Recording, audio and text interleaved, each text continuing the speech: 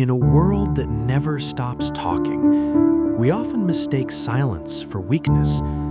We celebrate the loudest voices, the boldest claims, and the ones who demand to be heard. But in a small school, tucked between emerald hills, there was a boy named Elias who never raised his voice. While other children fought for the spotlight, Elias stayed in the shadows. Everyone thought he was a follower, a boy with nothing to say, until the day the entire village needed a hero, and the loudest voices fell silent. The village of Oakhaven was a place of traditions.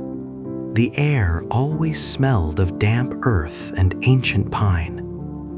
In the center of the village stood the great academy, where the children of the valley were trained to become the leaders of tomorrow. Among them was Elias. He was a boy of few words and soft footsteps. While his classmates, like the confident Marcus and the charismatic Julian, spent their afternoons debating and competing, Elias sat at the back of the classroom. He watched the way the sunlight hit the floor, the way the teacher's brow furrowed when he was worried, and the way the birds outside moved in perfect synchronization before a storm. To his peers, Elias was invisible. Marcus, who had a voice like a booming drum, would often laugh and say, "Elias, if you don't speak up, the world will forget you even exist. How can you lead if no one can hear you?" Julian would chime in, bragging about his latest victories. Elias would simply offer a small, knowing smile and return to his notebook. He wasn't empty, he was a reservoir, collecting the world around him, drop by drop. The great trial arrived on a Tuesday, a day when the sky was the color of bruised plums. The village elders announced a challenge to find the next guardian of the valley, a title reserved for the most capable young leader. The task seemed simple. 3 candidates were to enter the Whispering Woods and retrieve the silver lantern from the Cave of Echoes before the sun set. Marcus was the first to volunteer. He stood tall, his chest puffed out, promising to bring the lantern back in record time. Julian was next, boasting of his speed and agility. To everyone's surprise, the headmaster pointed toward the back of the room. "And Elias," the old man said, his eyes twinkling behind thick spectacles, "you shall be the third." A ripple of laughter went through the room. A leader who doesn't speak? It seemed like a joke. As they entered the Whispering Woods, the atmosphere changed. The trees grew tall and dense, their branches weaving together like skeletal fingers. Marcus immediately took charge. "Follow me," he shouted, his voice echoing off the trunks. "I know the way. We head north." Julian sprinted ahead, trying to prove he was the fastest. Elias walked at the back, his eyes moving constantly, his ears tuned to the subtle shifts in the wind. An hour passed, and the forest began to grow dark. Marcus's shouting had only led them deeper into a thicket of thorns. Julian, exhausted from running in circles, began to panic. "The path is gone," Julian cried out.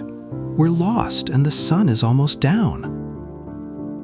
Marcus started to argue, his voice rising in frustration, blaming Julian for not keeping watch. They stood in the middle of a clearing, their voices clashing like swords, filling the air with noise, but offering no direction. In the heat of their argument, they didn't notice that Elias had stopped. He was kneeling by a small stream, his hand hovering over the water. He wasn't looking for a path. He was listening to the flow. He noticed the way the water bent around certain rocks, and the way the moss grew thicker on one side of the trees. He saw a trail of broken twigs that didn't belong to them, the markings of the elders who had placed the lantern.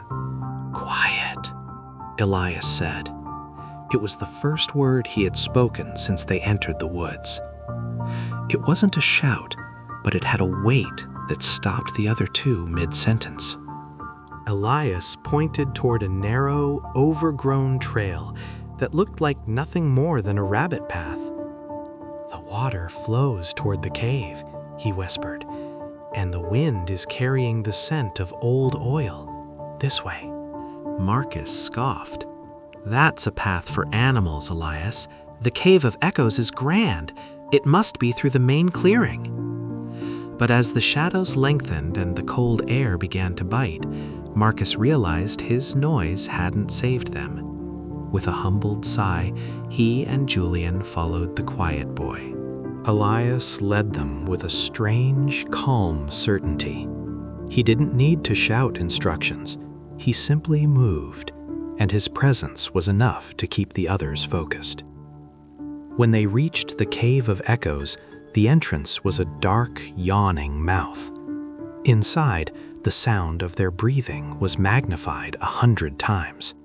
"The lantern," Julian whispered, pointing to a flickering light deep within. As they ran toward it, the ground began to tremble.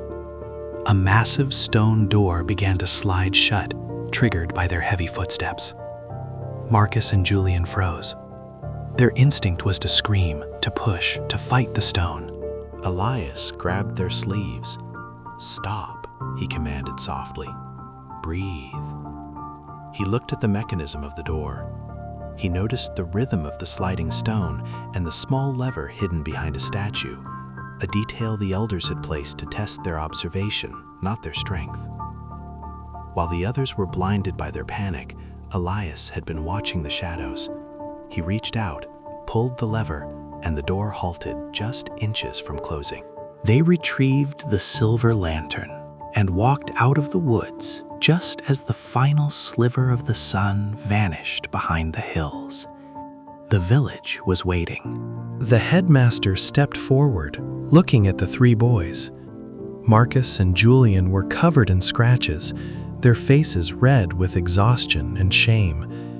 Elias looked exactly as he had that morning, calm, composed, and silent. "Tell me," the headmaster asked Marcus, "what did you learn?" "I learned that my voice is not as loud as the forest," Marcus muttered. "And you, Julian?" "I learned that speed is useless if you are running in the wrong direction." Finally, the headmaster looked at Elias. The boy didn't say a word. He simply handed the lantern to the old man. The headmaster smiled and turned to the crowd. "Leadership is not about the volume of your voice, but the depth of your listening. Many people speak because they are afraid of the silence, but the true leader uses silence to understand the world before they try to change it. Elias did not lead with a drum, he led with a vision." From that day on, Elias was no longer the invisible boy. He became the wisest leader Oakhaven had ever known. He taught the village that a quiet mind sees what a loud tongue misses. Remember this: the world is full of people who talk to be heard, but very few who stay silent to understand. Your strength is not found in how much noise you can make, but in how much truth you can perceive in the stillness. Don't be afraid of the quiet. It is in the silence that the greatest answers are found.